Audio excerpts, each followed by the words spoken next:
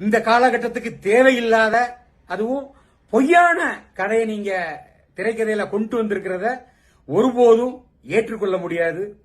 உங்களுக்கு உண்மையிலேயே உங்கள் சமுதாயம் சார்ந்து இருக்கக்கூடிய பசுபதி பாண்டியன் அவர்களோட வரலாற்றை எடுக்கணுங்கிற மாதிரி இருந்தால் எதிர்த்தரப்புல இப்ப பண்ணையார் குடும்பத்துல என்னென்ன மாதிரி நடந்திருக்குங்கிறதெல்லாம் நீங்க நேரடியாவே அண்ணன் சுபாஷ் பண்ணையார் அண்ணெல்லாம் உயிரோட தானே இருக்கிறாரு. அழகா அவர்கிட்ட நீங்க அப்பாயின்மெண்ட் கேட்டிருக்கலாம். எங்களை போன்ற ஆட்கள்கிட்ட கூட்டிட்டு போங்கன்னு சொன்னா நாங்களே கூட்டிட்டு போக போறோம். நீங்க என்ன நடந்ததுங்கிறத தெரிஞ்சு நீங்க அழகா படமா எடுத்திருந்திருக்கலாம். பொய்யா அதாவது உங்க சமுதாயத்தை சார்ந்த தலைவர் மட்டும்தான் மாவீரர் அப்படிங்கிற மாதிரியும் எங்க சமுதாயத்தில் இருக்கக்கூடிய தலைவர்கள்லாம் ஏதோ கூலிப்படைக்கும் போலீஸ்காரங்களால தேவையில்லாம கொல்லப்படுற மாதிரி எல்லாம் நீங்க காமிச்சிருக்கீங்க. அது தவறு.